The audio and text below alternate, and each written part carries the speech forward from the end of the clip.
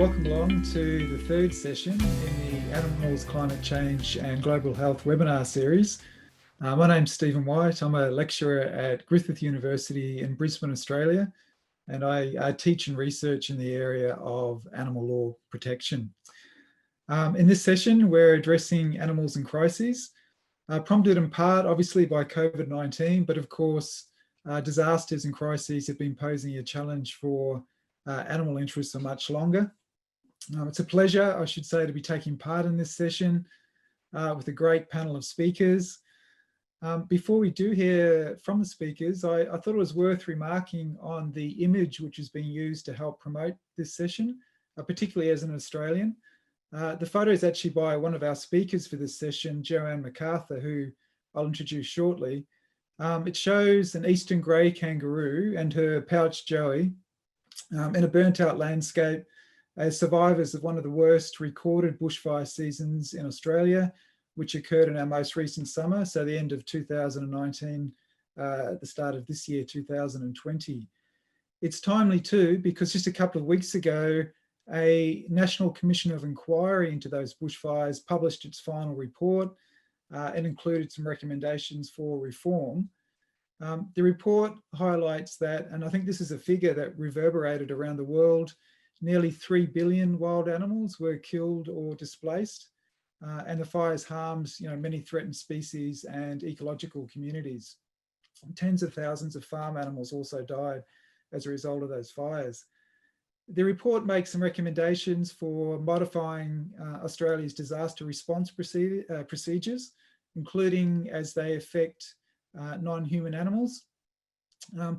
The recommendations, though, they're relatively narrow and technocratic, and it's probably fair to say, I haven't fully digested the report yet, but it falls short of addressing some of the wider and maybe more profound responses to the vulnerability of non-human animals to disasters and in situations of crisis. But these are the very issues that we'll grapple with in this session with our excellent panel of speakers. Before that, just some housekeeping. You can put any questions you might have for our speakers in the chat box, and we'll get to those after we've heard in turn from our four speakers. So on that note, I think I'd like to introduce our first presenter for this session, Joanne McArthur. Joanne's an award-winning photojournalist, a sought-after speaker, and the founder of We Animals Media. She's published a number of books, the most recent, Hidden Animals in the Anthropocene, released just this month actually, which is a compilation of the work of 40 photojournalists. Joanne was the subject of Canadian filmmaker Liz Marshall's acclaimed documentary, The Ghost in Our Machine. She's based in Toronto, Canada, and at least in normal times, I imagine, travels many months each year to document and share the stories of animals worldwide. Thanks, Joanne. Thank you, Stephen. It's really wonderful to be here with all of you, contributing what I can to this panel. I'll start my screen share. Okay, that seems to be working okay, guys? Oh, I'm just gonna sort out, there we go. Okay. Thank you for inviting me. I always find it interesting that I get invited to these sort of academic conferences and speaking amongst philosophers and lawmakers. And I think it's because I'm a frontliner and I'm creating visual proof about the plight of the animals that we are all here to discuss and think about and protect. And that's what I can bring back. And I also know that many of you in these sessions use my work to to give important visuals to the things that you're saying. I do want everyone to know who is listening here that all of my work is available for free for anyone helping animals. So whether you are a student or a teacher, if you work at an NGO, if you're doing grassroots work, you can use thousands of images. Some of them you'll see here for free via the We Animals archive. Now, to this panel, Animals in Crises, and the questions that we were posed. I'm going to give a few case studies here. I have been documenting animal use and abuse for almost 20 years now globally in over 60 countries. But I'm going to focus on just a few case studies and the questions at hand, one of which was, which animals are protected during disasters and crises? Well, I can certainly talk about some of the animals who are not protected. Here we find ourselves at Hurricane Florence in North Carolina 2 years ago. When the hurricane struck, we knew that there was going to be massive flooding on the coast. And so I went with my colleague and filmmaker, Kelly Guerin, to document how this was affecting the animals. And so here you're seeing a CAFO that is flooded, either broiler chickens, which of course are meat chickens, or turkeys were in these barns. And here is a view from land. I was in a boat going through towns. For context, I'm floating above a full-grown corn field. So that's how much flooding is happening here on the coast. And this is a chicken barn, which would have housed tens of thousands of these birds who are normally killed at about 42 days of age. And yet they died in this catastrophe. It was very interesting to see that these animals were referred to as inventory. So inventory loss is what the farm community was talking about. In this area, 5.5 billion chickens died. And what happened is, because there's no possible process for evacuation for this number of animals. And so because of that, basically, you know, good luck to you, animals. We're going to lock the door and we're going to get the humans out of harm's way, and you either make it or you don't. And so during the floods, 5.5 million birds approximately perished, inventory rather, and were replaced, and thousands of pigs died as well. And it was the same thing. Okay, we have to get out of here, so we're going to lock the door and good luck. Here are some of the few pigs that survived in this area. There were the bodies of pigs floating in this area, but these guys had survived, and great rescue efforts were made to save them. There were about 8 of them, in fact, only to be taken away at the last minute by farmers and police. The activists were chastised and threatened with arrest, and the animals were taken away. Another example, some of the animals that were able to make it out of barns and onto porches like this managed to survive, and the survivors were brought a bit of straw every day. This is what they call in the US a fish kill. What happens with waterways when there is a severe storm is that the oxygen levels in the water is changed and the nutrient levels are changed, and fish die en masse. There were tens of thousands of dead fish in this lake. Additionally, this was next to a concentrated animal feeding operation, a CAFO, an industrial farm, and all of the runoff from the floods is causing a lot of pollution in the water, and that's also killing the animals. So this is also an effect of the climate crisis, which is caused by us, which causes hurricanes, also as a result of what we're doing to animals with the mass incarceration of CAFOs and factory farming. Here's another image of this fish kill. It was defied words, in fact. What I'm seeing on the ground as well is, in terms of mobilization, there is no mobilization for factory farmed animals. It's just good luck, and that's it. Now, there were small groups of individuals who were out with permission to look for companion animals, and that's who you're seeing here. I was out with them several days, and that's what gave me access to these areas, because I was out with them. When there is a catastrophe, when there's a disaster, people like me are not welcome because I'm shining a light on the devastation and the problems and the lack of rescue, the lack of mobilization for the farmed animals. So I was sort of under the guise of their documenting the rescue of dogs and cats. But look at those, like you can imagine how many animals were left behind, both companion animals and factory farmed animals. And there they are, like these heroes, just 3 of them with a couple of carrying carriers for animals. It was really something. Now we are over in Australia. Again, coming back to these questions of the panel is, which are the most worrisome examples of crisis regulation? Well, as Stephen prefaced, and thank you for briefing us on that because you have more up-to-date info than I have. I did go to the climate fires. I know they're called the bushfires. People also call them the climate fires in Australia to document the effects on farmed animals. And I'll start there.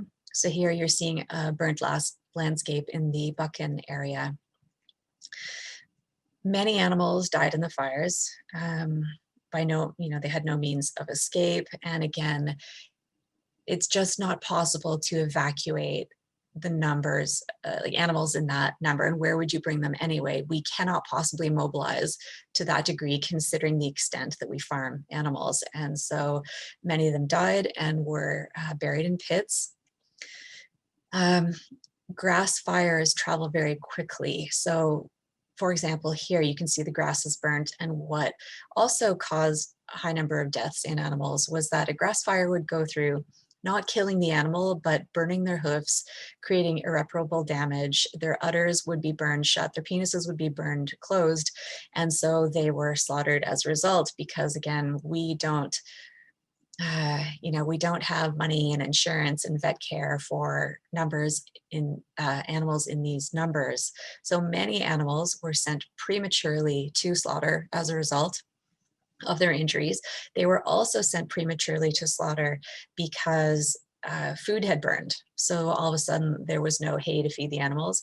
And because of the ongoing heat pre-bushfire, their food wasn't growing as it normally would, so there was scarcity. And so we saw hundreds of thousands of animals sent to slaughter, as you're seeing here. Little segue. So here they are going to sale yards and shipped all over the place. And this is one of the hidden catastrophes of animal industries, is something we don't talk about, which is animals in transport. They are transported worldwide for fresh meat. They are transported in illegal heat. You're not supposed to transport an animal over 30 degrees. And here we see plainly that it's 35 degrees in the truck. These are animals that are sent from Australia by the tens of thousands to the Middle East to be slaughtered freshly, to be slaughtered halal. And as we know, these ships sink. They sink all the time, killing tens of thousands of animals. And how fascinating is this? In Israel now, people are used to the bodies of animals washing up on shore, which is what you're seeing here. This is a calf. There's so much death in these boats because of the heat and because of the stress, and because these boats sink. It is now a common sight in Tel Aviv to see this. Also a catastrophe. I think I digressed there a little bit though. Back to Australia and the climate fires. So now I want to take a quick look at the wild animals and the effect of on the wild animals and the worrisome examples of crisis regulation. Again, we cannot possibly mobilize. We can barely mobilize to keep ourselves safe. And we can't do that for animals. And as Stephen pointed out, an estimated 3 billion animals died in the fires: birds, kangaroos, wombats. Here you see an example of a joey who was euthanized because of the injuries on her feet from the burns. And because of previous deaths, human deaths, the government wanted to, from previous fires, the government wanted to not have that blood on their hands. So they prevented a lot of people from going anywhere near burn sites, which prevented a lot of rescues, which meant that many animals who could have been rescued were just dying of starvation and dehydration. And yet we saw valiant vets and rescue workers go into these areas illegally, which is what you're seeing here. This is an arborist who flew all the way from Scotland to help rescue animals. You're seeing, this is Chris from Vets for Compassion.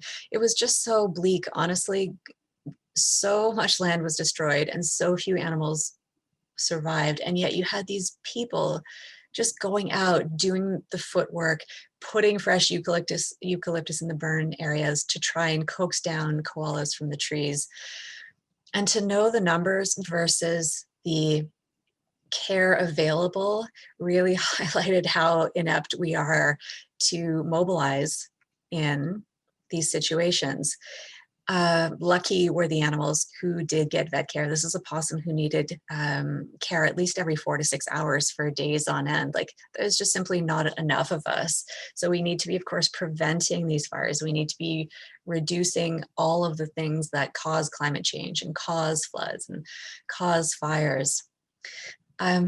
Such a sad image here. You have one person out doing searches for surviving animals, looking into the trees where there are still leaves on the trees, because that's where koalas might be hiding where there's some food left. What we also see in disasters are government bodies creating photo ops to look good. This is the Royal Australian Air Force. Now they flew in this very expensive plane to fly out 11 koalas. That money could have been so much better used just getting people on the ground, facilitating vet care, driving the animals out to sanctuaries. But here was a big photo op, 11 animals that were sent to zoos. And people ask me, you know, do you cry? Like, how do you cope with this stuff? And I will say that during the Aussie fires, the tears that I shed were when I met these rescued joeys. You can see the bandages on their feet, and I had seen absolutely so much carnage, so much death. It was pretty incredible to just meet a few of the lucky survivors who hopefully would be rewilded. I'm gonna look at the time here because I'm probably, yeah, I've got a few more minutes. Next, going on to the deep water oil spill in the Gulf of Mexico 10 years ago. This was another massive crisis. Untold numbers of animals, including fish, of course, died. But what I was seeing was censorship. The more you allow media into the bushfires, into the hurricanes, into the oil spills, the worse companies and the government is going to look. And so I spent 2 weeks down there trying to get images. And here's one of the images of the Coast Guard coming up to us and telling us to go back to shore. This is one of the brave fishermen that brought media out into the waters, despite not being allowed to do so. And again, what we saw was so much red tape that no one could go out and do anything. And so we had rescuers in secret, just a few people at a time, going out to walk the beaches to find where the oil is and to find where the oiled animals were. What I also found were government photo ops like this one. These are valiant workers, and this is not about them. This is about the constructs that the government and companies create to protect themselves during times like this. And so there were tens of thousands, probably a lot more birds who were injured, who drowned and died because they were oiled. But they would allow scrums of photographers into this little facility for maybe 10 minutes a day, get your image and then get out and go publish your image and make people think that that we're actually doing something in a competent way, which they weren't. Now we're in a pandemic, as you all know, and it's interesting. I did not take this picture. This is an anonymously shot photo. I just want to show you a few photos on the ground, what happens when there is a virus that is being spread. As we know, over the last 40, 50 years, it is human activity with animals that has caused epidemics and pandemics. It's caused by animal use. And so what we're seeing here is mass disposal of animals as a result of the virus is born. You're seeing the live burial of ducks. This is in South Korea. They, it's so interesting, this construct, like we've just dug a hole there, and that is going to be their fate.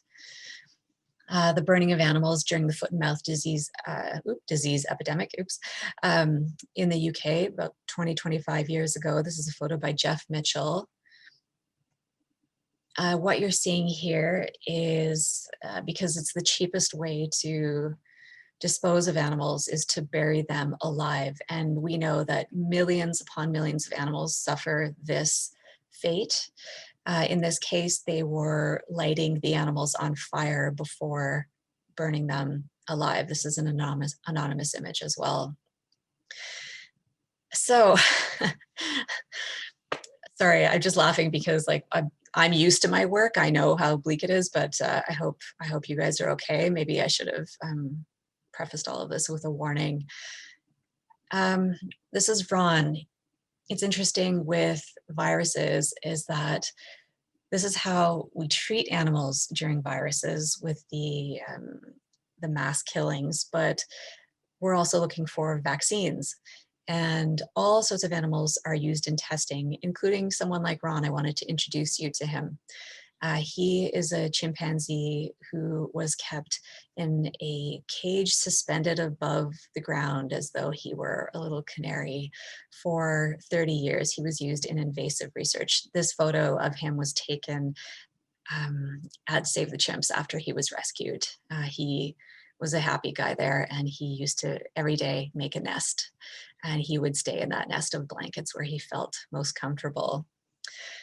And I mention him because we're talking about billions of animals here, but billions is of course made up of one and then another and then another individual. And that's part of my work. It's to show the gravity of the entire situation, but it's also to bring it back to the animals we are fighting for, sentient individuals who deserve our love and respect, be they wild or domesticated. And that last question, where is it? Under what circumstances are crises an opportunity to create space? Well, we know that they are. That's part of my job, is to illuminate the problems which help force better laws and regulation and action. And so here are some former poachers who now work full-time as anti-poachers, educating people, making sure that animals like Ron are not wild caught and sent to labs. And here they are removing snares, which yeah, unfortunately, these crises create conversations and create action. They create sanctuaries. On the left, we have Monsieur Apollinaire. He is at Ape Action Africa in Cameroon, and this is Picken. She was a lowland gorilla rescued from poaching. So where we see problems, we see action. We just need to see a lot more action. Stephen, you gave us some great information on what's happening now in Australia. We saw just how bad the response was. We saw that the left hand wasn't talking to the right. And so now what's happening is essentially the creation of a task force where there is collaboration and cooperation between government, NGOs, veterinarians, so that they can better mobilize when the next fires start. And also, we know that because we know that factory farming causes viruses, this gives us an opportunity to, look at factory farming and look at our consumption of animals and talk about the way forward, plant-based initiatives and ending factory farming for all of those important reasons and so on. I think I've gone over. I wanted to tell a little, one more minute. My work is, a plea for protection. It's a plea for action. On a global scale and an individual scale, I'd want to share one more story about one more individual. This is Arthur. He's one of the many chimpanzees that I have met in my life. Not so long ago, I met a chimpanzee who was rescued from behavioral research, and he could sign. He knew how to speak in sign language, which was incredible. You know, the relationship that we tend to have with animals, it's we stare at them, they stare at us, and we have no idea what's going on in their minds. And we often default to nothing is going on in their minds. That's so not true. And it was incredible to meet an animal who could actually speak to us. So I showed up with my friend, and my friend was holding a cup of coffee, and the chimpanzee was just looking at us as Arthur is looking at all of us right now in this image. And then the chimpanzee asked us, what are you drinking? And so through the translator, we reported back coffee. And the chimpanzee then asked if he could have that coffee, but with milk. And that blew our minds. They're just thinking so much, you know, when they're looking at us. And we have to always remember that. Further to that, the chimpanzee kept pointing at my friend's face and making the sign for hurt. The chimpanzee was asking my friend, are you hurt? Are you in pain? Are you in pain? And we didn't understand until we finally figured out that the chimpanzee was pointing at my friend's ears. He has the big stretched ears with the big earring earplugs in his ears. And the chimpanzee thought this was curious and was asking if it hurt. All this to say, again, that we are trying to change the lives of billions of animals, but we are really doing it for these individuals, and there is so much going on behind those eyes. And I always keep that at the forefront of everything I do, whether it is a insect or a chicken or a chimpanzee. I always keep, you know, at the forefront of everything that I do, that they are individuals that we need to fight really, really, really hard for, and that we can do a lot better for them when it comes to these world crises. And there is my information if anyone would like it. My organization is We Animals Media. And if you'd like to use some of the images, that is weanimalsarchive.org. I'll put that in the chat as well. Thank you. Well, thanks so much, Joanne. It's a really wonderful presentation. It's quite visceral, which I think, yeah, is important to ground what it is that we'll be talking about over the remainder of the session. So thank you very much. Our next speaker is Crystal Heath, DVM. She's a shelter veterinarian and a high quality, high volume spay neuter surgeon from Berkeley, California. She's the founder of vetharmony.org, co-founder of ourhonor.org, and on the founding committee of Veterinarians Against Ventilation Shutdown. Crystal was recently featured in an Intercept article by Pulitzer Prize-winning journalist Glenn Greenwald, which through a Freedom of Information Act request to the US Department of Agriculture, uncovered how the agriculture industry sought to discredit her and to characterize her as a dangerous animal rights activist for her public criticisms of abusive corporate factory farming practices. Thanks, Crystal. So yeah, my name is Dr. Crystal Heath. I'm a veterinarian from Berkeley, California, graduate of UC Davis School of Veterinary Medicine. And yeah, I recently received media attention because my name was mentioned in a FOIA request from the USDA Agricultural Marketing Services. And these documents revealed the coordinated efforts by the agriculture industry to hide what happens inside of factory farms and discredit those like me who had critical perspectives of the practices. So I will be discussing the use of ventilation shutdown by corporate factory farms and how they sought to limit transparency and hide this incredibly cruel practice. Additionally, the United States agriculture industry has really close ties with government and lawmakers. And in many ways, it goes against the idea of One Health, which is the concept that all animals, humans, plants, and the environment all need to be considered when trying to achieve optimal health outcomes. The policies and laws that ag industry instills limit transparency and lead to animal suffering and public health threats, as well as environmental devastation. So Oops, let me see. So because of COVID-19, many slaughterhouses ended up having to close down because many workers were getting sick. There was an erosion of supply chains, and these, due to like poor and unsafe worker conditions, this led to a lot of closures, and animals were unable to get to be killed the normal ways that they used to in the supply chain. And these plant closures led to just decreased capacity and decreased ability to handle all these animals, which ended up leading to a great deal of animal suffering and wasted animal bodies.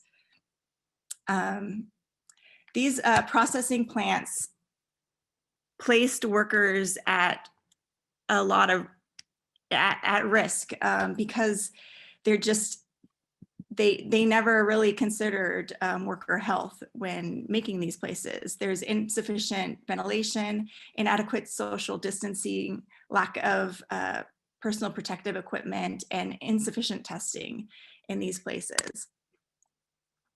And the meat industry has been shown to have a scary, frightening level of influence over government. The Trump administration ended up using the Defense Production Act to allow meat companies to continue to compel workers to show up to work despite worsening outbreaks. And the CDC wanted to, and different local health departments wanted to close down a lot of the meat packing plants. But because of Trump's use of the Defense Production Act, they were unable to, which led to a lot of worker illnesses. Let me just see here.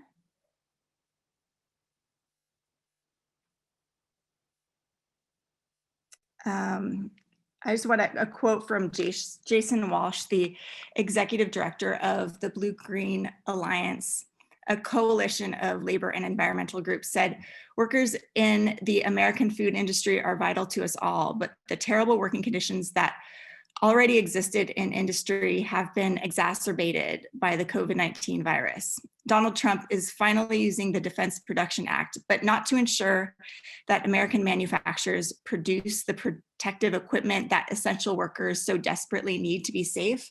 Instead, Trump is using DPA to try to force workers back on the job in unsafe conditions. It doesn't get more wrong than that."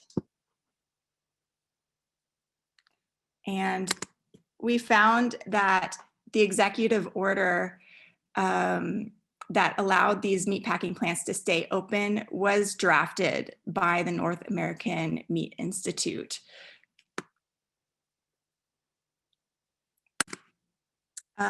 So here are the numbers. As of November 10th, Fern reports that there were 190 plants that had positive cases of COVID-19. That included 545 meatpacking plants, 645 food processing plants, and a total of 72,534 workers tested positive for COVID-19.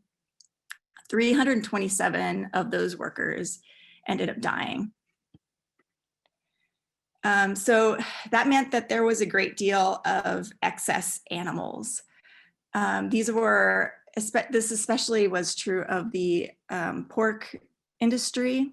Many market-ready hogs could not be sold. They were achieving slaughter weight and had no place to go for slaughter processing to be killed. Meanwhile, weaned piglets continued to arrive into these crowded barns. So the industry felt pressure to do something about this excess number of animals. So they chose to prioritize profits over animal welfare and adopted the practice of ventilation shutdown. Now,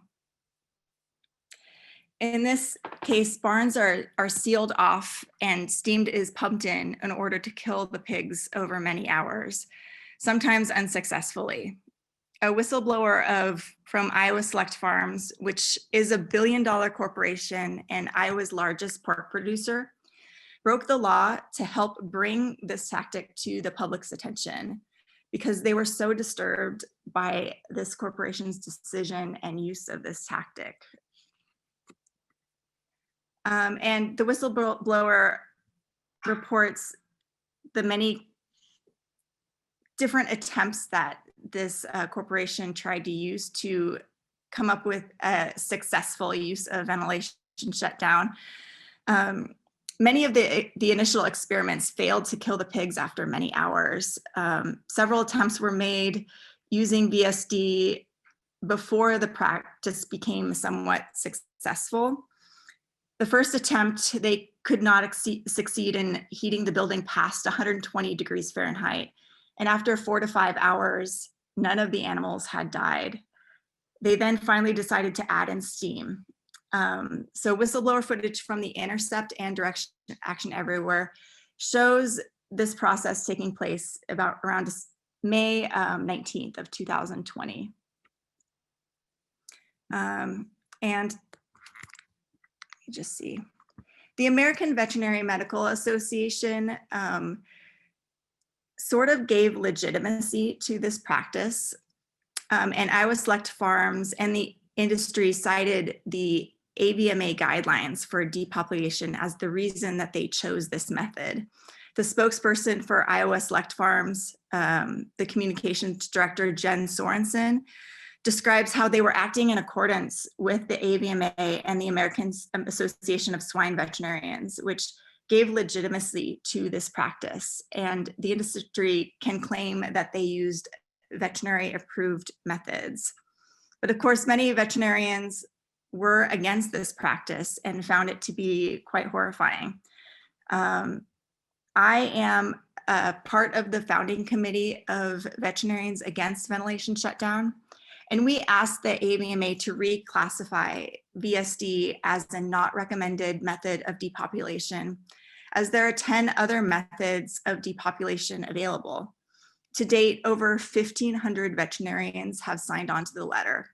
But even though I have been a paying member of the AVMA since I graduated vet school in 2012, my calls and emails to the AVMA have gone unanswered, and they have not addressed our concerns at all. And that brings up ag-gag laws. The current ag-gag laws are in place. The only way we would have known about Iowa Select Farms' use of ventilation shutdown was because of a brave whistleblower and activists who were willing to commit acts of civil disobedience to break the law and risk felony charges. The industry and lawmakers are closely connected, and many lawmakers passed these laws to protect their own businesses. These types of laws limit transparency and threaten freedom of the press and lead to untold levels of animal abuse, worker abuse, public health risks, and environmental pollution. So this is an industry that has been shrouded in secrecy.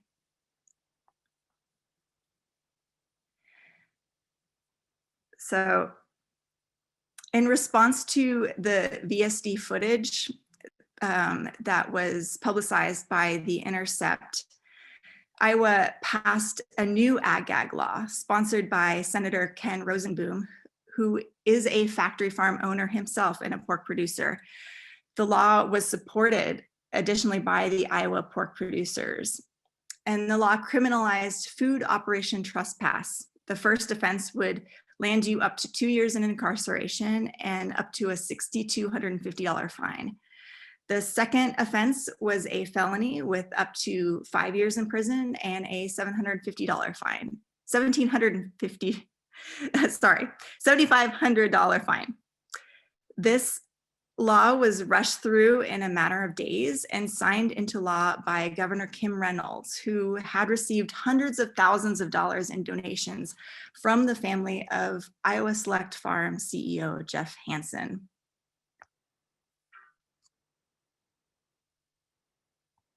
So Another group who seeks to limit transparency is a nonprofit organization called the Animal Agricultural Alliance. And they claim their mission is to help bridge the communication gap between farm and fork. This image is from a Freedom of Information Act request of the USDA Agricultural Marketing Services that mentions me by name, claiming that given her involvement with extreme activism, we believed her intentions are to gather information she can use against the industry. We recommend spreading the word to your veterinary contacts in California using private member-only channels. They also include screenshots from when I asked on Facebook to shadow a livestock or poultry veterinarian, as well as posts on my personal Facebook page saying how if we want to save all beings on the planet, we need to end animal agriculture. My post also pointed out that our CAFOs are the same as the wet markets blamed at that time for causing the novel coronavirus. And they commonly seek to make activists seem like scary extremists. I am far from an extremist or a dangerous person. I am seeking to increase transparency. So a few days later, this meme was sent to the admins of many of the veterinary Facebook groups I was a member of. And many of my veterinary colleagues have blocked me from these Facebook groups that I relied on daily for sharing veterinary cases and information. It says Crystal Heath has an agenda that doesn't include anything positive for our profession. It also says that I have publicly expressed a fondness for Animal Liberation Front and Earth Liberation Front, a known and confirmed group of domestic terrorist organizations that operate in the shadows, collecting data from unsuspecting sources. And it says, we recommend you block this person, Crystal Heath. Just painting me as an extremist and a dangerous person, which has been a common tactic that industry uses to discredit those who speak out against their cruel practices. So this is the people who run the Animal Agricultural Alliance. Of course, they are all industry professionals. You see here the National Pork Producers Council. Dallas Hockman is one of them. And I have an email from him in the next slide. This is from the FOIA request again. And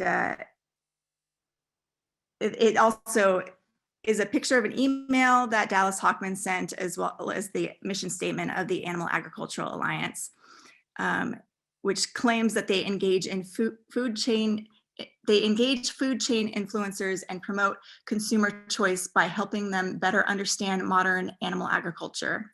We protect by exposing those who threaten our nation's food security with damaging misinformation. Along with an email, the email from Dallas Hockman, who is the Vice President of Industry Relations from the National Pork Producers Council.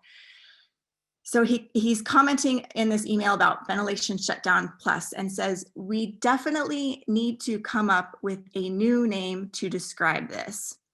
I am getting questions from McDonald's on this, and they would like to have a response from us that they can use.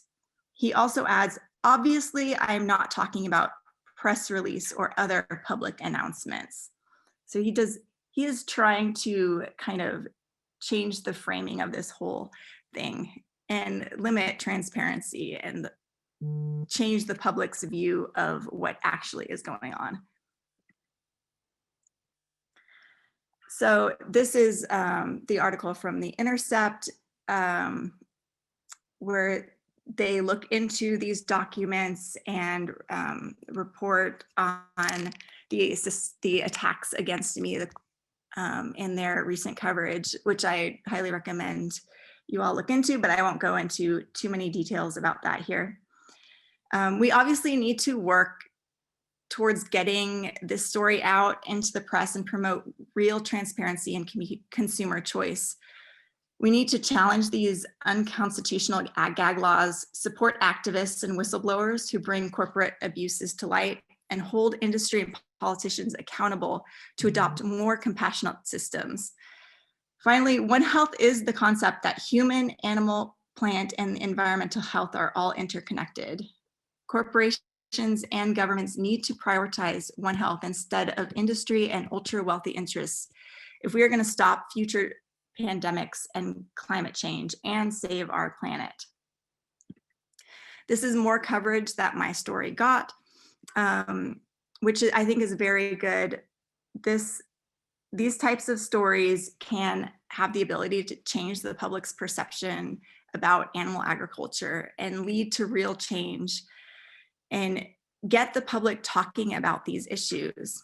Getting media attention is not easy, though. It's been really hard to break through the current media sphere right now. So it's going to take like a real concerted effort on all our parts to get this word out. In light of this, I started this website, Our Honor. So there are many stories like mine out there, and we need to help other industry professionals feel comfortable coming forward and telling their stories. I've talked to so many who are afraid to discuss the pressure they had faced to go against their morals. We know, though, that once a few people speak up, we can change these systems and create more compassionate alternatives. So that's why I co-founded Our Honor. It is a place for whistleblowers to reach out and get support, and a place for professionals to tell their stories. If you have a story you'd like to share, or if you would like to help with this project, please reach out. And we meet every Thursday over Zoom to strategize. Here are some ways you can connect with me. And I've included some links at the end here. These are some short links to all of the relevant articles that I have discussed here, and other areas where my story has gotten some media attention.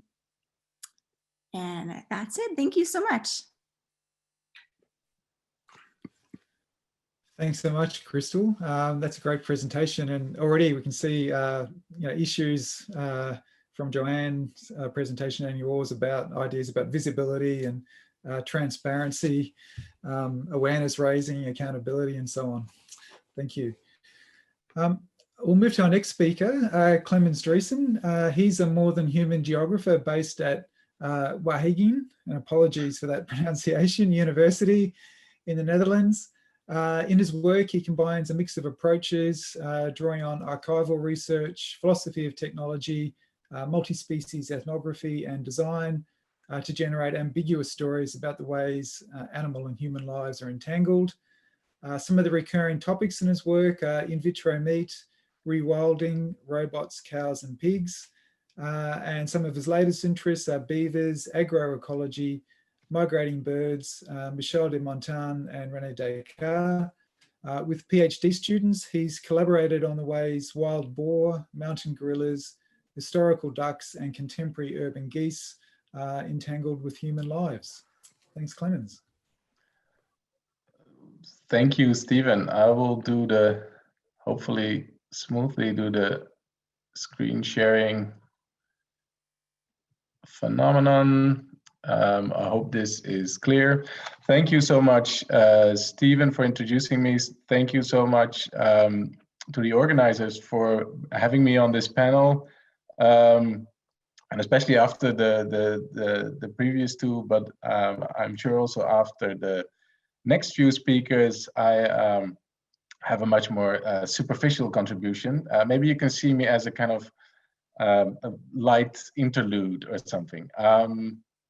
Let's see, I'll try to be short, but offer you a few reflections from a work of, not so much of myself, but actually drawing on work of a few others, to offer some reflections on this idea of caring for animals in disastrous times, living with.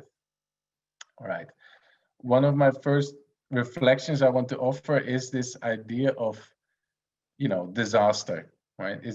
What do we consider to be a disaster and what is considered to be normal? Now, already in the talks of the two previous speakers, these fantastic and striking and really disconcerting overviews, it is actually clear that the idea of disaster and moments of disaster actually blend into, everyday normality, you could say. I've always been strangely fascinated by these news reports on trucks carrying animals that crash, and the reporting on how many survivors there are. Sometimes indeed it is described as maybe inventory, but in general there is a sense that we care about animals who survived a crash, even if the truck that was carrying them was on its way to the slaughterhouse. So strangely, I guess there's a broad sense of sympathy with these animals who just had a disaster of sorts, but that actually meant they see. I kind of assume that this is the first occasion for them to actually see daylight. Right? Then one of the things I want to put forward also in relation to the previous speakers, I would say, but maybe this after these two talks, I would say in general, people care about animals, right? Especially perhaps in times of disaster, or maybe also in times of disaster. This is a Fukushima farmer who went back and to care for his animals, right? And who is eking out a living with these animals, and as the only human in the area, as described in this documentary. And this raises a number of questions of, the types of motivations and the forms of care that also in productive use of animals actually exist, right? In general, when we think of animals and disasters and human roles in relation to that, there is this, this figure of the heroic savior, in this case, a heroic surfer, who indeed in a dramatic moment rescues 5 horses in a fatal flood, right? So this is how we tend to imagine human responses to animals in disaster, especially in relation to these type of charismatic animals that we love and care for, especially when we see them facing us in a moment of distress, right? But of course, it is interesting also to think about this particular figure of the heroic savior and the exceptional moment, right? And one of the very inspiring ways of looking at these moments of disaster and the responses to that is through the work of Rebecca Solnit, who in several publications, amongst which this one, has described how disasters are in many ways also productive to bring communities together, right? Where our model of responding to disasters is not based, should not be idealized in terms of heroic, often masculine individuals, but actually to call attention to the ways that local collectives can at least find ways to creatively care for each other, and for others, right? And instead of this heroism model, she urges in her work also to hold people and institutions who fail to adequately prepare for, disasters.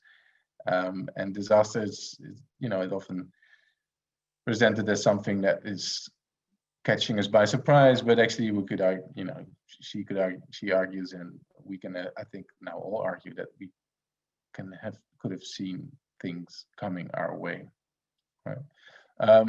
An example of that, which very much chimes with the work of the photos we saw earlier today, in the work of Joanne, is a paper written by Elizabeth Stoddard and Alice Hovorka, geographers who described the ways that farmers in North Carolina cope with these moments of disaster, right? And of course, as we just saw with the presentation of Crystal, there is a sense that this industry is a homogeneous force trying to successfully trying to keep out all forms of intervention. What I find interesting in the work of Stoddard and Hovorka is the ways that she describes, or that they describe, that farmers themselves actually, and including the farm workers, and that we also saw in the slaughterhouse workers that we also saw earlier today, are finding themselves in distress as well under these conditions. At least, that is what I get from this paper. This could be something to discuss. This could be a potential way into finding these communities or collectives in seeking to respond to this. And one of the striking things here as well is the sense that it is not a disaster that nobody saw coming. These kind of floodings of North Carolina, what is very interesting, I think, in this paper is when you look at the date when the paper was submitted and the date when it was accepted, in between that, actually the events recurred that the paper describes, right? And that's what you see on the left, of another flooding of North Carolina under Hurricane Florence. Right? So what Stoddard and Hovorka describe is the vulnerabilities of animals and humans who are caught up in this system, you could say, and which a situation that is as much a product of kind of deregulated capitalism, and deregulated in the sense of planning and in the sense of what you can do to animals, but not deregulated in the sense that once the water comes, these farmers are not allowed to release these pigs who would be perfectly fine in saving themselves, but then would go feral and damage agricultural crops later. Right? And this leads me back to this book by Charles Perrow, who was writing about technological systems and organizations, and who described that actually in very complex systems and tightly coupled systems, inevitably these produce accidents. Right? He calls these normal accidents. And in line with that, I guess we can start to look at our world as our time as an era of built-in normal disasters, right? So we should not actually pretend to be surprised by all these disasters coming our way, you could argue. Here's an example from the Netherlands, not just to use American examples. Over the last 10 years, up to 2 million animals died in what are called barn fires, right? And why do these barn fires occur? Partly because of the logic of intensive production of animals with animals is that there's just no, the costs of actually preventing these fires or installing things to prevent these fires are found to be too high. So we know that this is happening. We are actively destroying the world for both humans and animals. Right? So this is not, we should not lead us to see of this as a dilemma, like who are we going to save? Is it going to be the humans or the animals? What are our priorities? Actually, we are obviously on a path towards damning, affecting both, right?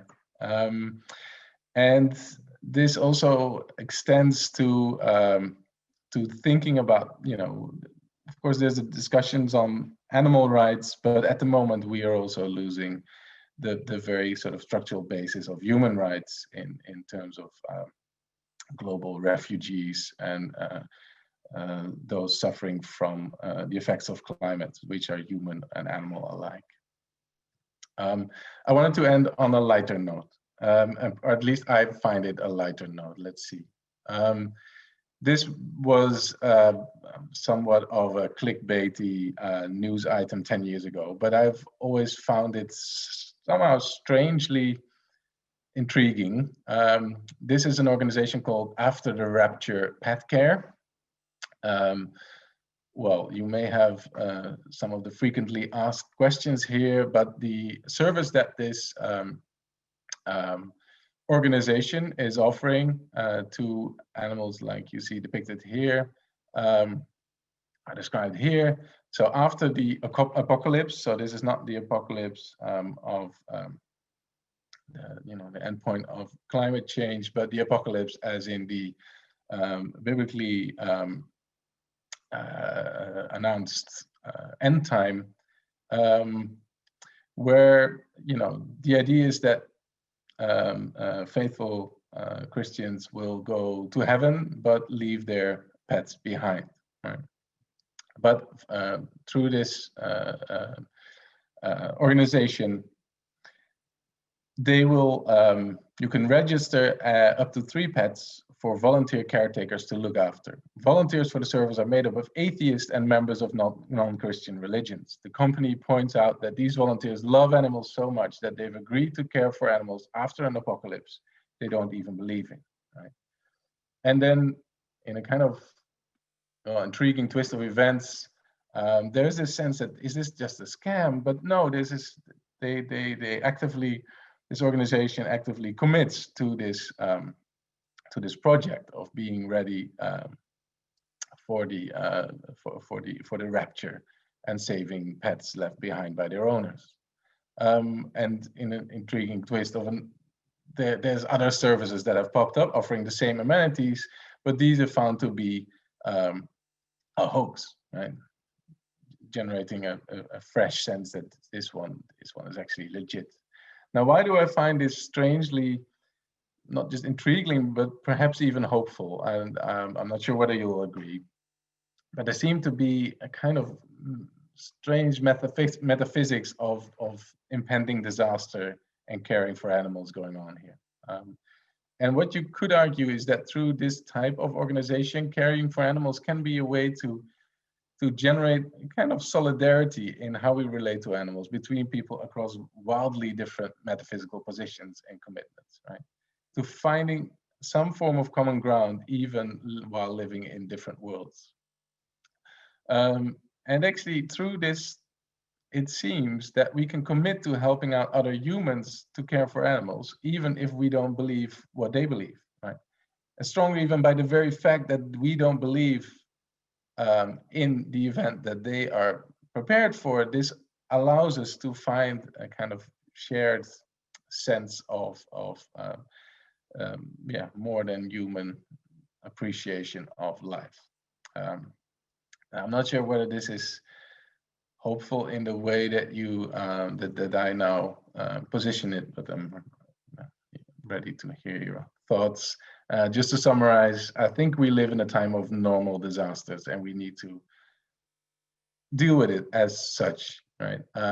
In general, I feel it could be a starting point to think that people tend to care about animals, and not just, and ideally we should move beyond the kind of heroic rescue of animals that we face, and rather to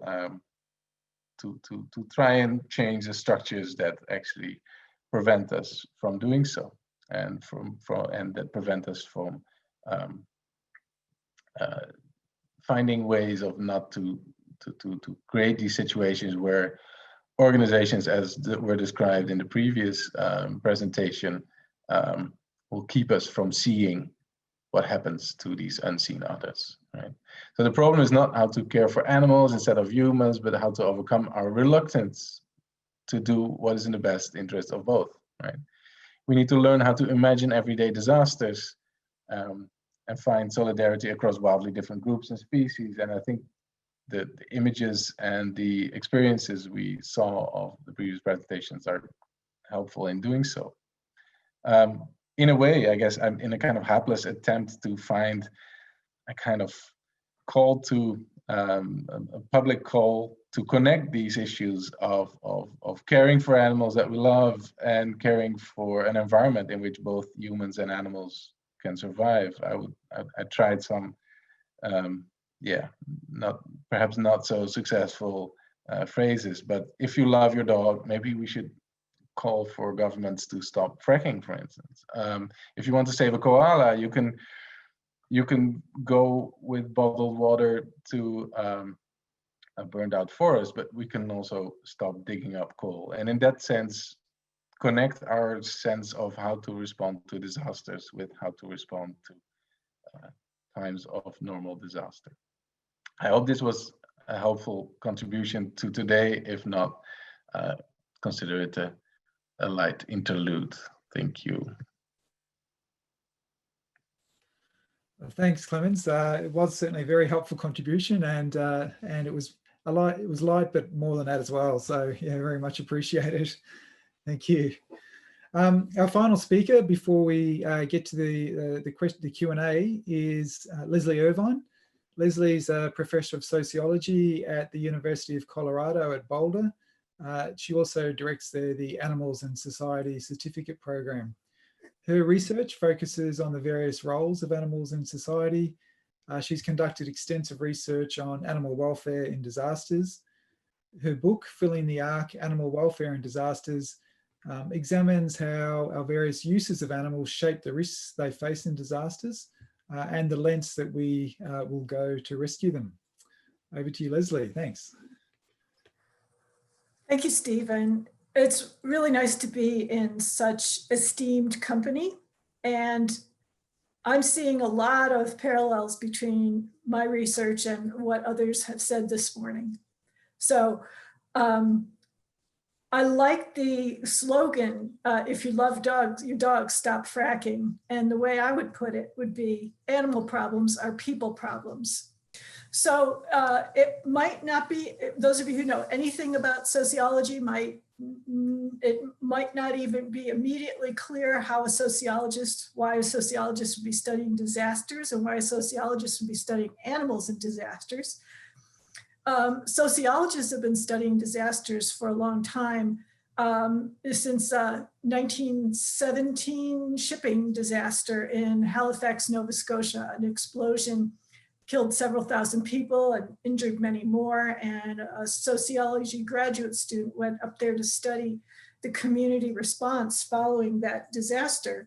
And ever since then, sociologists have been studying the response, the aftermath, recovery, mitigation, and planning. And I was fortunate to land a little over 20 years ago at the University of Colorado, where there's an internationally recognized center, the National Natural Hazards Research Center. And so that really put the study of disasters on the map for me. Sociologists have been studying animals since the middle of the 1990s. We're not veterinarians, we're not animal behaviorists. So what we focus more on are the social roles of animals and how humans regard and interact with animals. So for me, the event of 9/11 posed a kind of turning point. In the news coverage of 9/11, you know, there are many, many famous photographs that I'm sure, if you're old enough to remember, stand out for you. But one that stuck in my mind was seeing two women walking through the streets of New York, covered in ash, everything's, you know, destroyed around them. And one of the women is carrying a cat carrier. And at that moment, I realized, wow, we have to think about what's going to happen to the animals. This woman got her cat out of there, but surely there are many animals of all kinds who were left behind and who suffered in that disaster. So I applied for what is called a quick response grant through the University of Colorado Natural Hazard Center that provides funding that you can mobilize to go off and study a disaster. And I was thinking I was going to study whatever happened in the next disaster that came along that I could get to without too much trouble.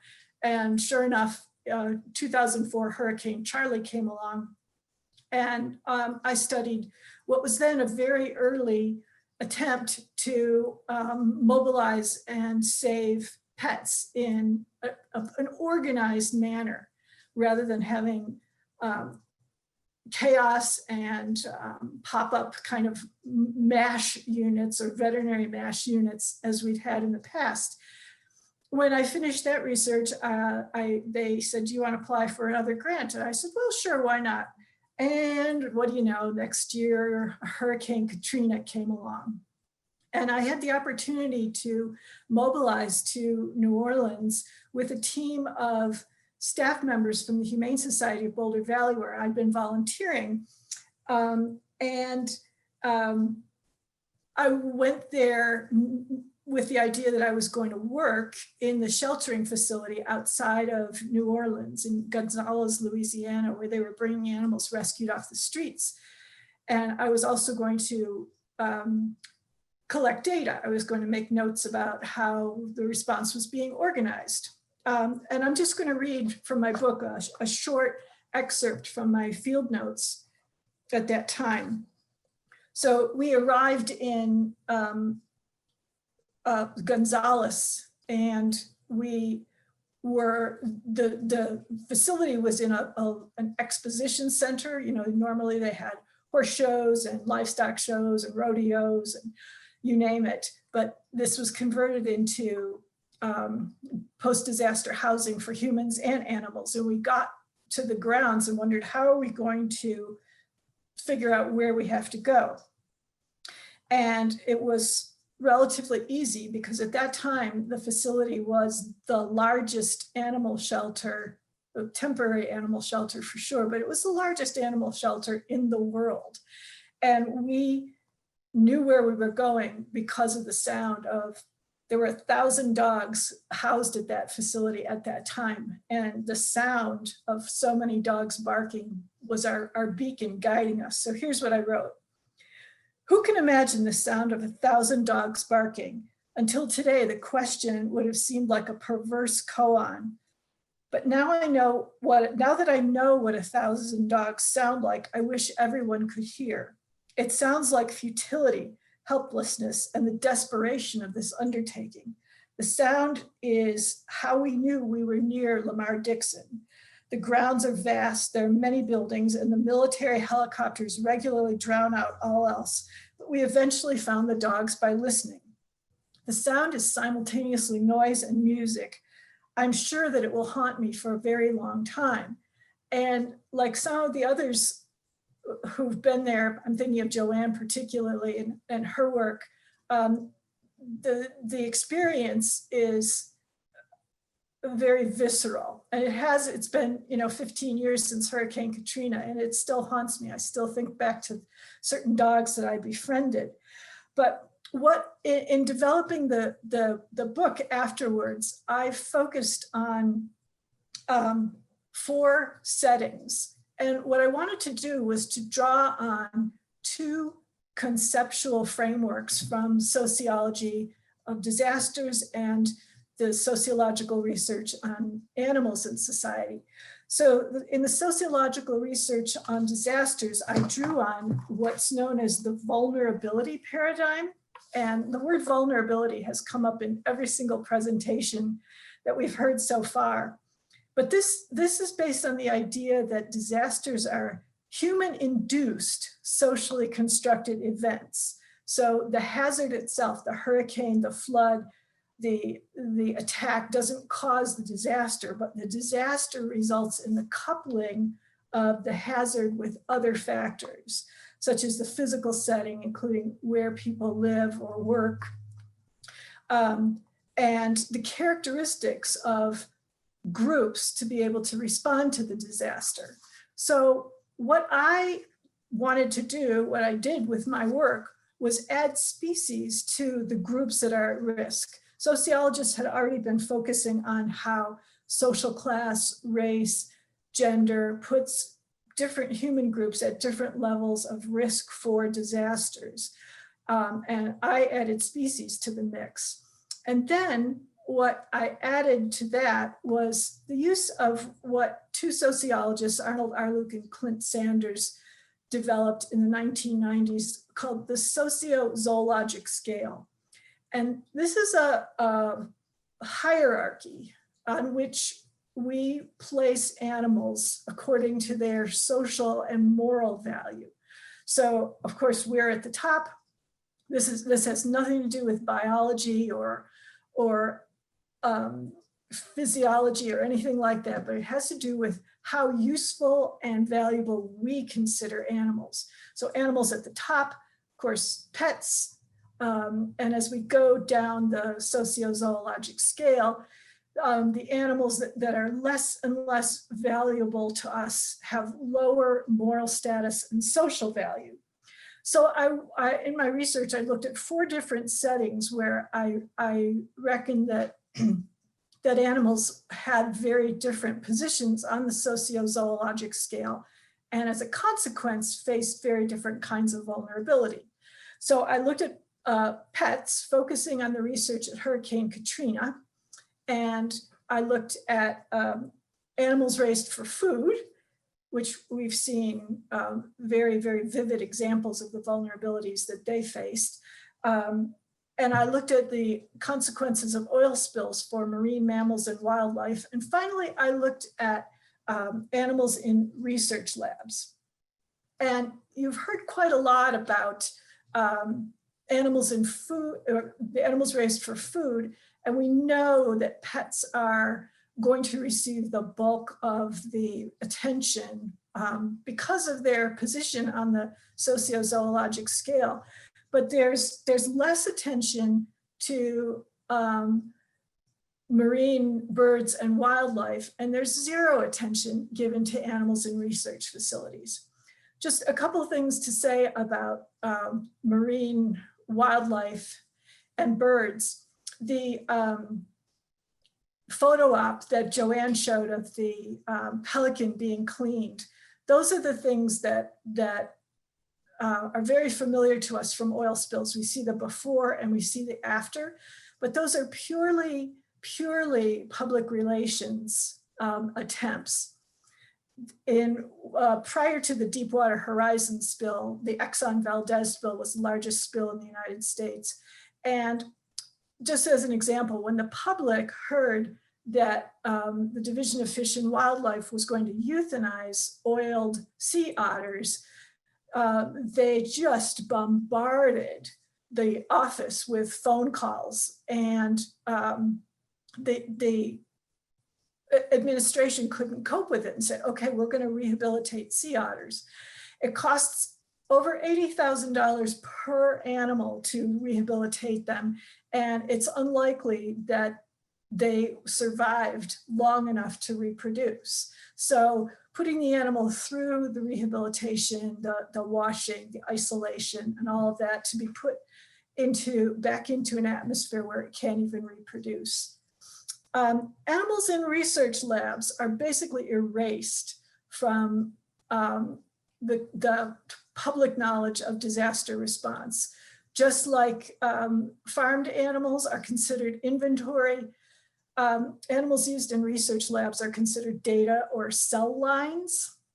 And of course, we don't even get to hear about those catastrophes because they're mostly mice and rats, and the Animal Welfare Act doesn't even legally give them the status of animals. That's how low on the sociozoologic scale they are.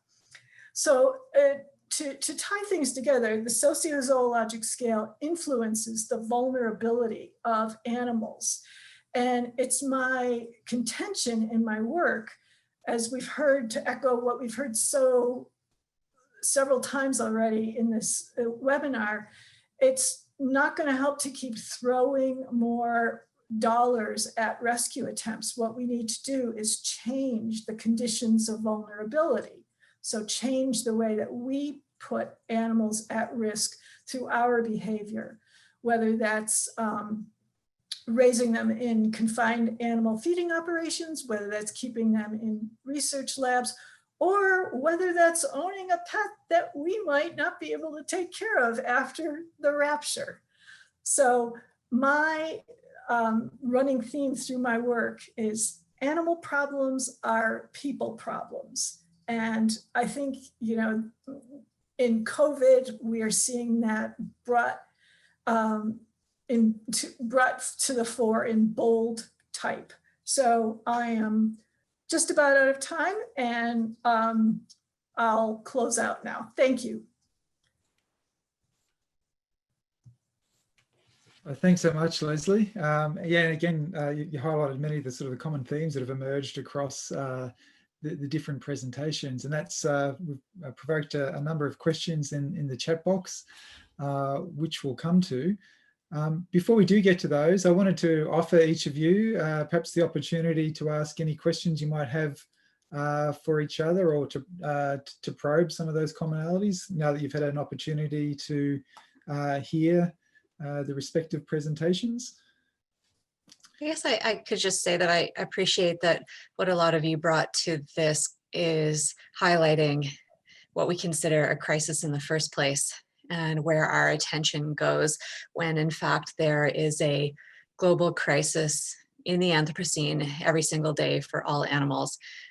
We highlight animals who are, you know, in a toppled truck, or the dogs who are left behind in Louisiana during the hurricane. And they get these interesting classifications. And yet the Anthropocene, which is the proposed name for the current geologic epoch, humans are a dominant force. All animals every day, whether they're in factory farms or wild, are subject to this epoch, which is our fault.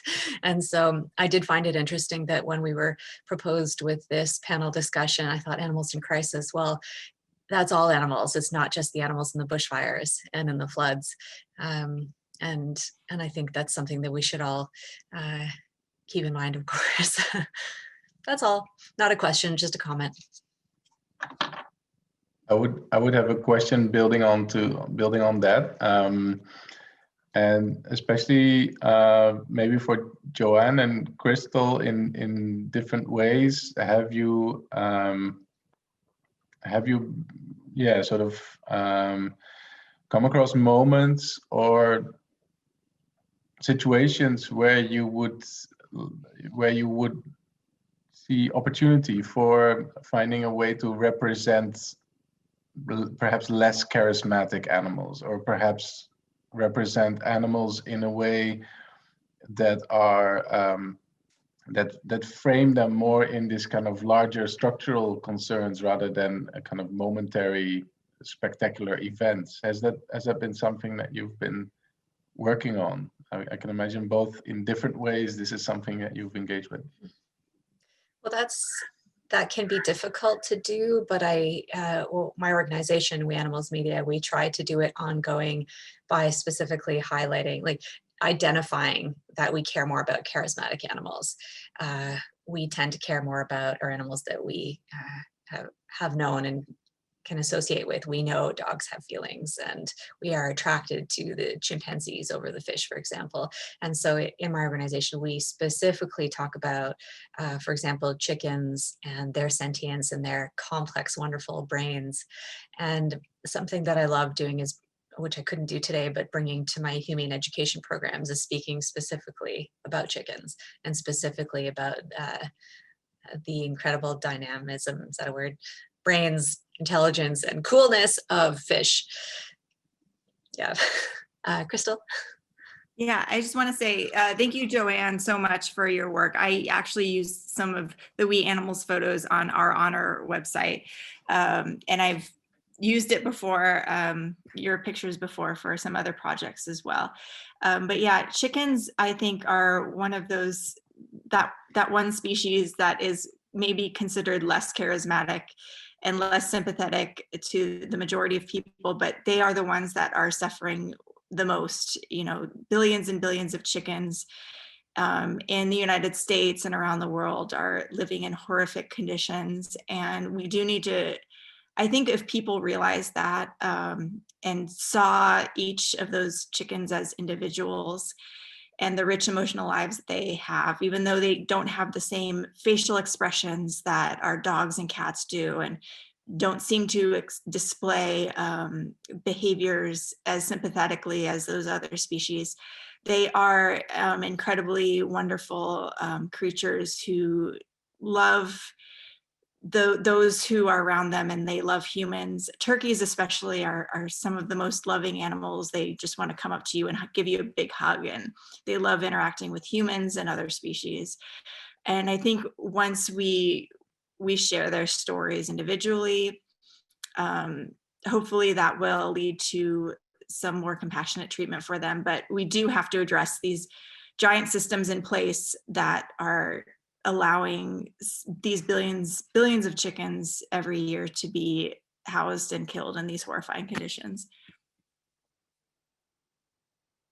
In North Carolina alone, they are almost at the production of 1 billion chickens per year in that one state. I mentioned North Carolina because of the floods, of course. Yeah. But yeah, that sort of links actually to one of the questions that's come through the chat box, which really asks about how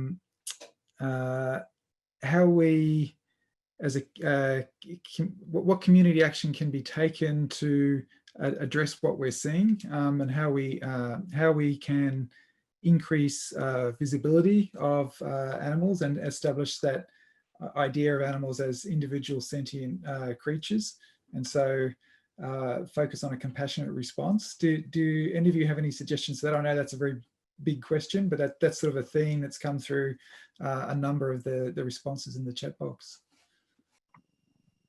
I'm happy to chime in. That is a very big question. There's a lot there. I think there's about 4 or 5 questions there.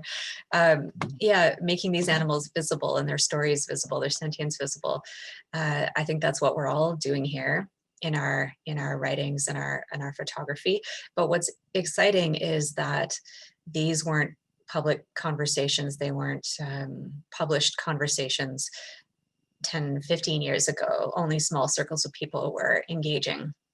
But we're seeing things changing swiftly, and that's in part because of the overlap of animal use with the climate crisis, pollution, deforestation, human health.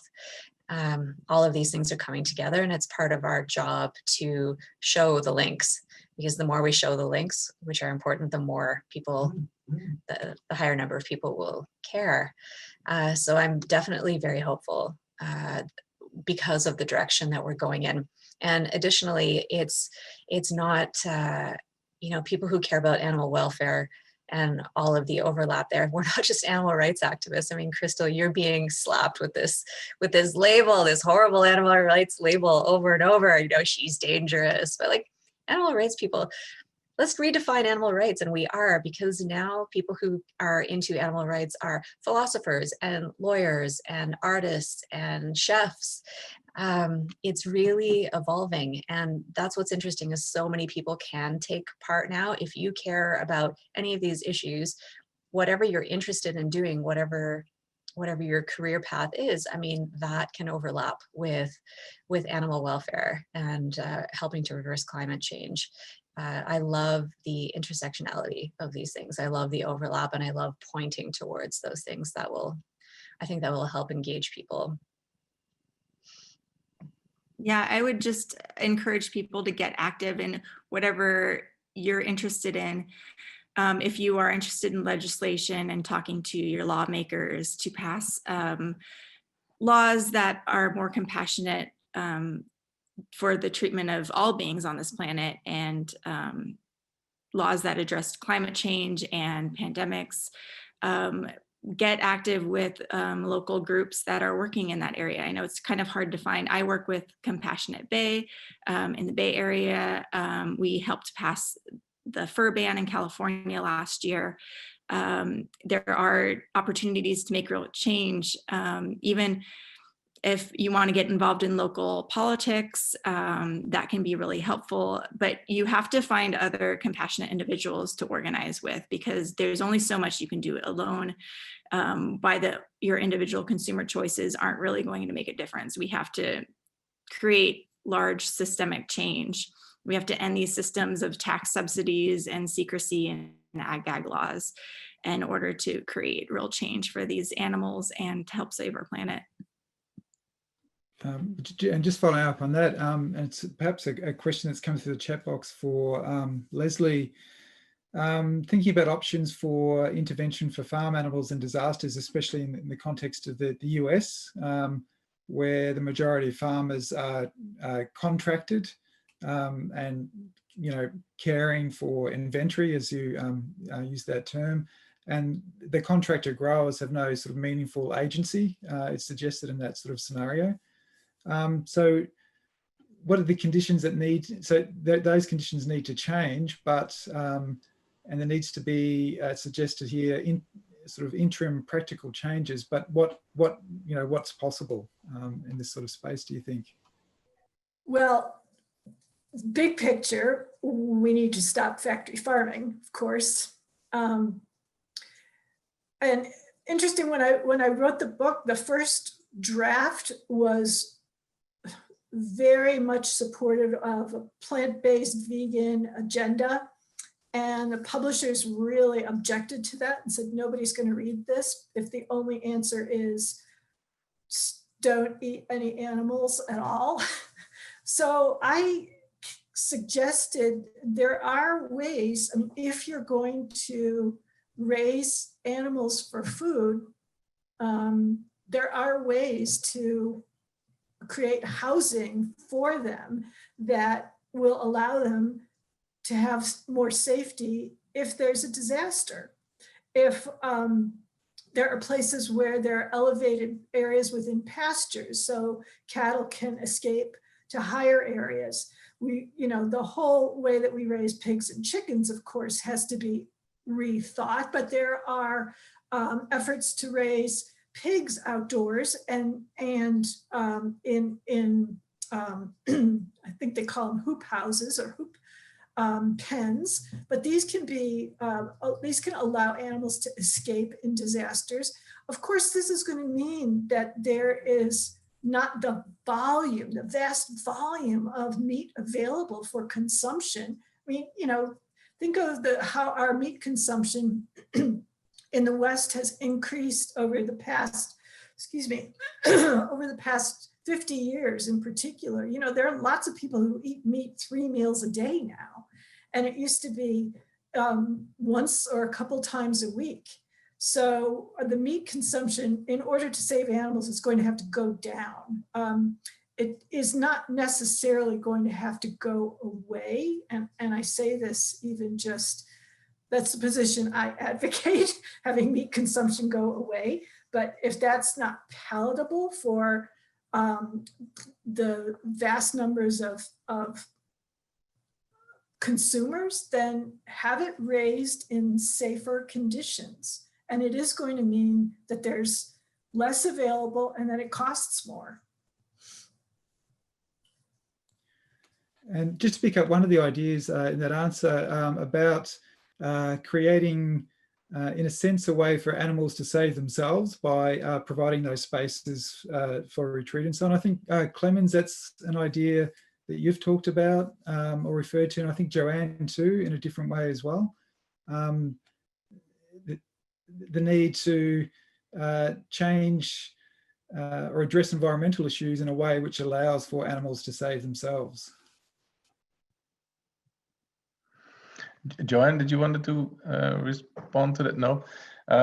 Yeah, I find it very intriguing as an idea where indeed it's the kind of situations that Leslie described, where you create spaces for animals to flee to higher ground when there's a flooding. But in general, I think it's a way of looking at animals as agential and as actively responding, and not just following some kind of fixed sort of pattern of behavior. And especially in relation to climate change and changing environmental conditions, it would be, I think, very important to look at forms of care that involve not only this very intensive type of rehabilitation, also as Leslie described, but also kind of more structural, creating conditions and being attentive to how animals respond, and animals in the broadest sense. Another question that's come through the chat box is the way in which we use language to talk about animals and how that conditions our responses to those, including in situations of disaster. So the use of the term livestock, for example, conditions our response compared to thinking about companion animals, for example. So the question that's being asked is how can we affect a shift in language, which in turn might condition a change in response? Well, one thing that we've heard in several of the presentations this morning is, instead of calling them livestock, identify the human use of them and say animals used for food. And instead of identifying an animal as a lab rat, say it's animals used in research. So pin the identity of the animal on the human use and put the cause of the vulnerability where it belongs. One of the very early questions raises the issue of the law and regulation. And the question that was asked was, don't we have animal protection laws that should address circumstances of animals in disaster? Is that something that any of you would like to comment on? The role of in your experience, the role of the law or regulators or regulations? Yeah, I can. The United States case. Go ahead. No, go ahead, please. Yeah, I mean, I would just like to say my presentation pretty much showed how the industry can skirt animal cruelty laws in order to maximize their own profits. I mean, if there was somebody who was doing what they did to these pigs to dogs or cats, if they were locking, dogs or cats in hot cars, it would not be tolerated. But because this is an industry that's shrouded in secrecy, and they have made laws to prevent people from filming inside of factory farms and such, this really, animal cruelty laws don't apply to giant corporations. Maybe somebody with a dog or a cat in their backyard would face, who was neglecting them, would face worse penalties than a billion-dollar corporation who abused and committed violence against thousands and millions of animals every year. And these systems have to change. I mean, there's immense suffering of animals that go unrecognized, and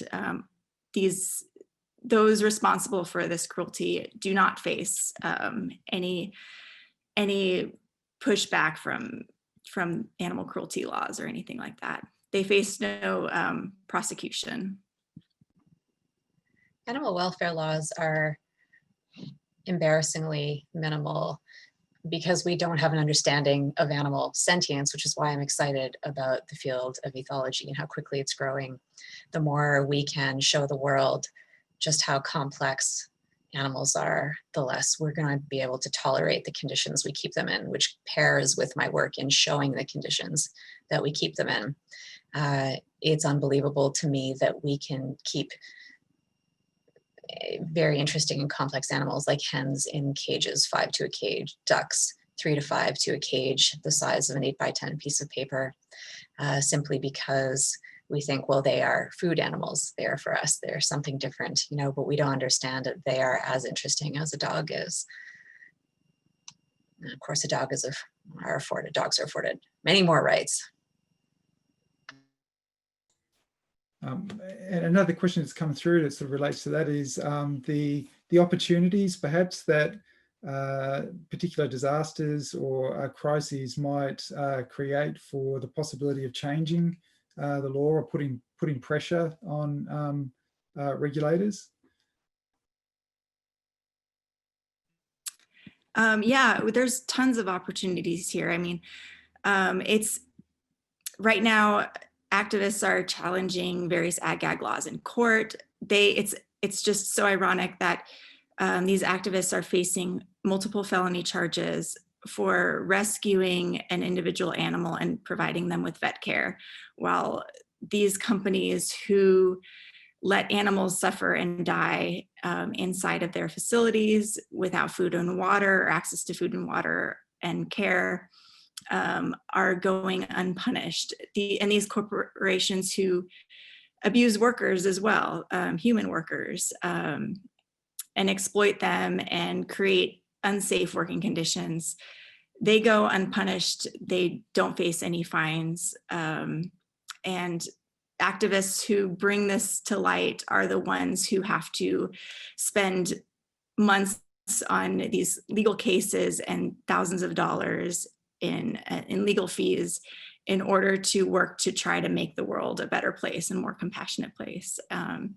So there's lots of opportunities here for different laws to protect activists, to strike down these ag-gag laws, and instill some more legislation to prevent animal cruelty and hold these giant corporations accountable for their actions. I can point out an insane discrepancy is here in Canada. The Save Movement co-founder Anita Kreinz was charged criminally for giving water to thirsty pigs inside a truck. This is tampering with property, so criminal charges. But as you know, recently, activist here as well, Regan Russell, was killed by one of these trucks. And the driver faces distracted driving charges. So it's a lesser charge. He killed a human. And those pigs that were in the truck went to slaughter that day as well. It's doesn't make sense. Just moving through some more of the questions coming through. This is another question for Joanne. Whether you have the impression that the threats to activists, and again, this takes us back to ideas of transparency and accountability, whether they're aimed at keeping up the idea that animals are different from humans, especially not being individuals rather than persons in some sense. I'm sorry, you cut out for me. So what is the question? I'm sorry. So the question coming through is whether you have the impression that the threats to activists, so the blocking of entry to preventing them aiding, coming to animals' aid and so on, whether that's aimed at keeping up the idea that animals are different from humans and should be treated differently, different rules apply, or whether it's something else. Well, for me, it shows that industries have something to hide. They want to protect their ability to make a lot of money off of cheap meat. So the most money is wrung out of, each individual, every extra penny that can be made off the backs and lives and deaths of chickens and cows and pigs and all others is going to be protected, because industry makes billions and billions of dollars. And they know that if people could see just how bad things are for animals in there, that we would be less willing to spend money on these products. And so, lobbying, ag-gag laws, these are going to protect the interests of companies and stop people like me from, or anyone for that matter, to be able to enter these properties. I mean, these industries should be completely transparent because they're providing food for the world, and we should know where our food comes from, right? Yeah, now, so ag gags do muzzle me to an extent. I mean, the fines are incredible, and I need to keep good relations with some of these countries where the ag gags are coming. I need to be able to come and go. So I am muzzled to an extent, however, not too much, because ag gag laws come and go. They will be repealed. North Carolina, I was able to work in North Carolina because of that. And, you know, we all have to keep in mind that where there is an ag gag law, there's a state or a province right next door where you can work. These industries are global more and more. They all look the same, whether you're documenting hen farming in Scandinavia, Australia, the continent of Africa. So there are a lot of places that we can work. It's just, unfortunately, it's a waste of time for people to have to fight these ag gag laws. However, we can also use that as an opportunity to highlight what is being hidden. They're almost handing us an opportunity to spotlight why there is ag gag in the first place. And what about in relation to wild animals too? Because it's interesting that you noted that in Australia that officials were preventing activists from coming to the aid of wild animals as well. So it's a propaganda war that's being engaged in. Well, I think that governments have a very easy excuse that people are willing to accept when it comes to wild animals and restrictions. It's that we are protecting people. We don't want trees landing on people. We don't want you catching on fire. We don't want you drowning. So we are just cutting off access to these places, and people will generally accept that. Oh, you know, like this is for the good of us. But it also prevents media from showing what is happening and what is not happening. And then they create these photo ops, as Leslie and I have talked about.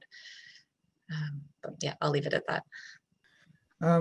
We have a question about whether people from industry or the corporate world, corporate owners, are trying to change company policy to better address welfare, because they have to live with the reality that there are these mass crisis events that are occurring, that climate change is occurring, and that they potentially face huge losses if they also don't take steps to address that. So is there any evidence that that's occurring that you've seen? I just want to say that it seems like the more animal welfare laws are passed, the worse conditions get for the animals. Like, we make incremental changes in cage space and things like that. And meanwhile, more animals are entering the system and suffering. So far, it seems like every year more and more animals are being raised for food. And until those numbers start to decrease, that's the only thing that will lead to less animal suffering. So I've so far not been impressed with any efforts made by giant corporations to improve animal welfare at all. I think there is a large opportunity, though, for people to ask these companies to offer more plant-based alternatives and move away from animal farming, animal protein. There's a huge opportunity in plant-based protein, of course, and cell-based meats and things like that. I think there definitely is a future where we can, as humanity, move away from the exploitation of animals completely. I think that is definitely a possibility, but the only way for that to happen is if we get government and corporations on board. They are not going to do that willingly and on their own, because it's hard to change these systems. You know, there's different ways that people can pressure these corporations. Of course, I don't think just individual consumer choices hoping that more people go vegan is the answer, because there's just too much cultural pressure and too much advertising and too much food around us that is available that will make it too challenging for a variety of different people. But things like shareholder activism to pressure these companies passing shareholder resolutions are things that helped get McDonald's to move away from styrofoam cups. and pressuring lawmakers to pass laws demanding that they maybe switch to plant-based meats, getting rid of government subsidies for animal agriculture, funding corporations to move more towards plant-based proteins, something like a farm transition bill in various states, I think are some of the only things that will help. And then local governments offering incentives to businesses that offer plant-based protein alternatives, I think could help as well. Crystal, I really appreciate your focus there on industry and companies, because I think the initial question was about what can farmers do, but farmers are trapped in this system as well. I mean, they're trying to make pennies. They can't often get ahead for decades before they're making any returns on their investment because they are so beholden with these tight margins to industries. So there needs to be a lot of pressure and change in laws with regards to the companies and not necessarily the farmers. I would just maybe that's contentious. I'd love an argument there if I'm wrong there. I agree. The farmers are victims in all this. They're as much of a victim in this as the animals and the workers. And they are part of this system. They don't want to abuse animals either, I don't think. So yeah, there's a lot of opportunity to change these systems here, but it's going to take a lot of pressure from different groups and individuals as well to make these corporations change. We had another question come through for Joanne, and it's whether you've witnessed legal change in response to the disasters and crises that you've covered over the past couple of decades, and if you have seen that legal change, whether that's more likely to happen for animals traditionally understood to be in a crisis, so environmental disaster, for example, or for animals for whom every single day is a disaster in the way that Clemens talked about. Well, I'm not sure that I'm best suited to answer this. Stephen, you've talked about what I call this task force in Australia, this coming together of efforts and creating structures so that government can work with NGOs and veterinarians and all this. So we do see these kind of systemic and legal changes. It's slow, but it's happening. Certainly in my work, I have helped create visual proof for criminal charges against fur farms, for example. I've done investigations that have helped close macaque farming facilities in Southeast Asia. Which are big victories, but also very small scale considering the number of animals suffering. So while it's fantastic that we were able to help shut down certain pig farms, it's this kind of effort that probably we really need to build on, like how someone like me is creating proof, creating a dossier, have an NGO, have the lawyers, have the media.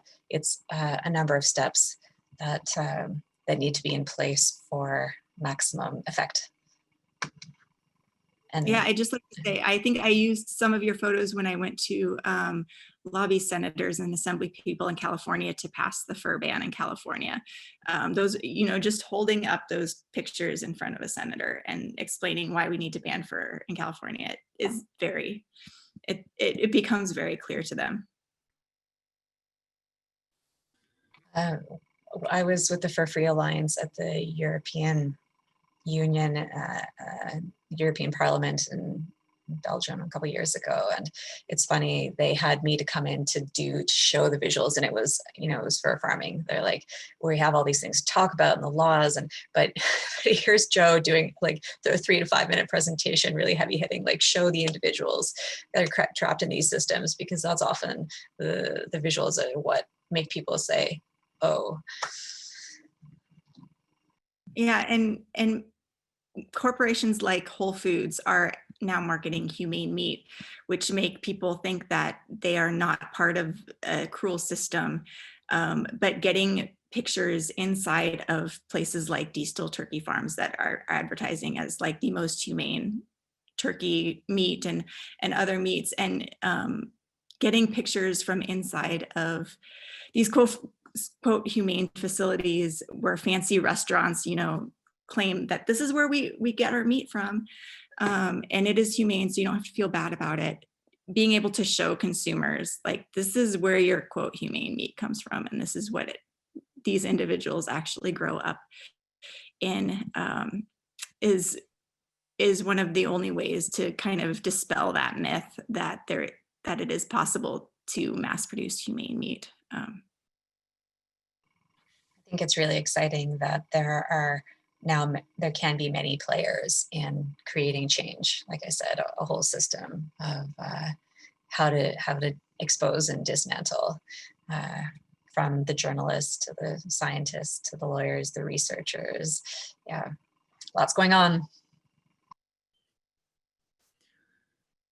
Just to go back to the idea of preparation for addressing animals' needs, given we've talked about the inevitability of crisis and disasters.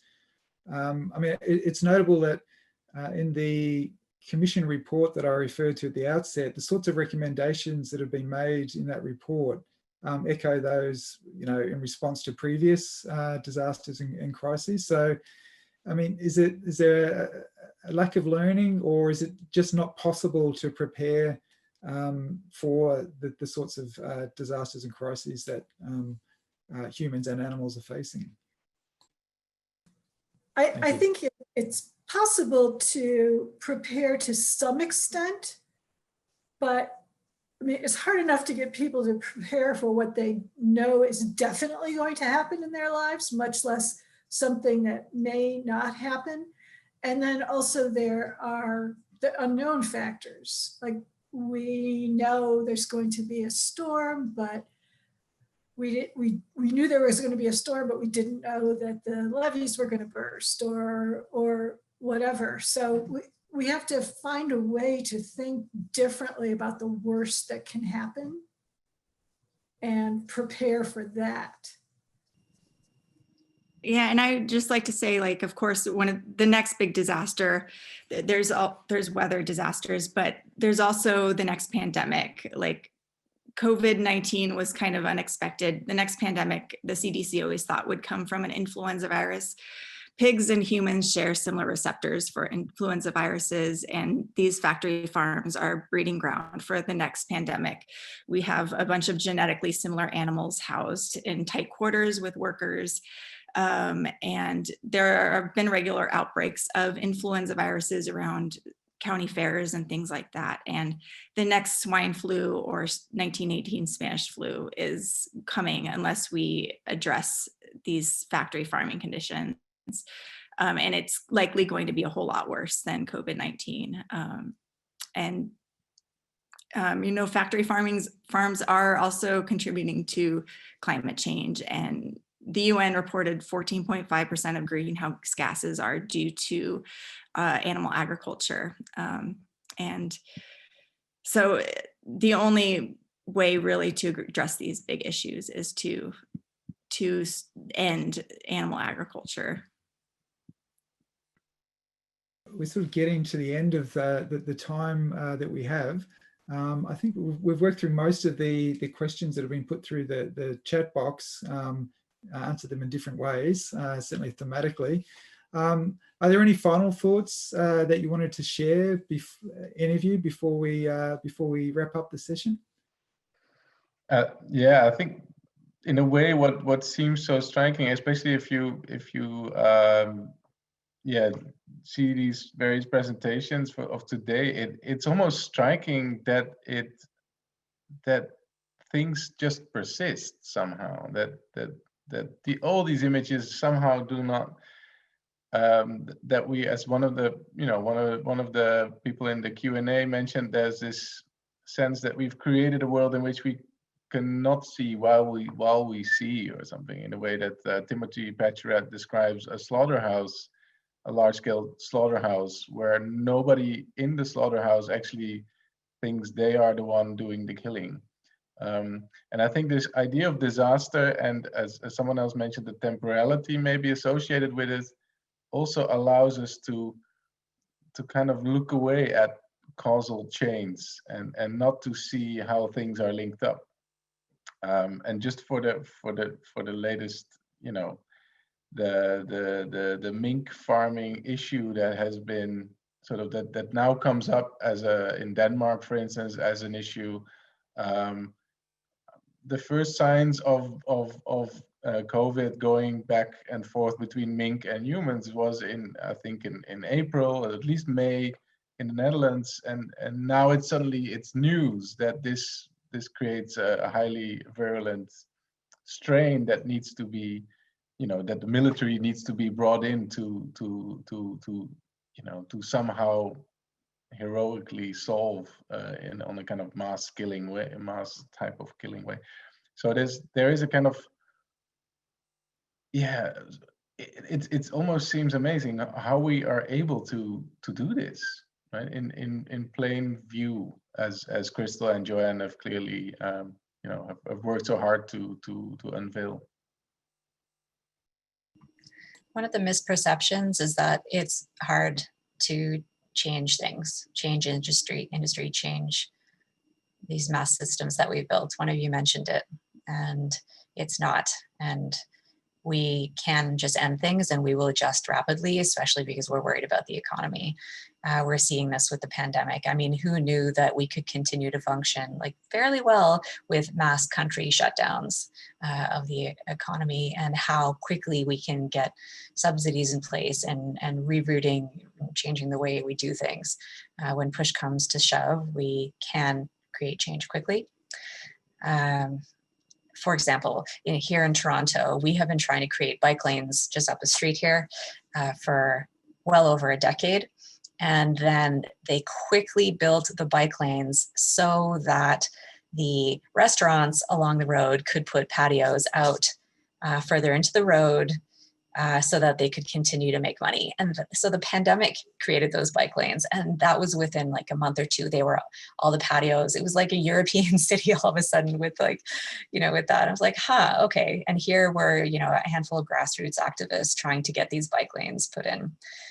So things can change very, very quickly. We have to change our mindsets so that we can think bigger picture in that way. I think it's probably a very hopeful note to end on. So I'd like to say thanks to each of our speakers for sharing their expertise. It's been illuminating, a little sobering, but also very hopeful. I also wanted to thank the organisers for the opportunity to take part in the series and as a moderator. And I think I need now to hand back to Charlotte or Catherine for some final comments and to talk about the upcoming session. Thanks. Thank you so much. It was super interesting and you hit the most important points we definitely need to push further on to make a difference for animals. Thank you very, very much. We are very pleased to have you as panelists. And about next week, our next session is already next Friday on the 20th at 12 Eastern time, 12 p.m. And we are going to talk about animals affected by climate change. I put the link in the chat for everybody, so please have a look. And thanks for joining us. We are very pleased about the attendees. We had over 100 people today. Also, just to ensure you, this is recorded and we will put the recording on our website as soon as possible within the next few days. Thanks to everybody and have a good rest of your day. Bye. Bye-bye.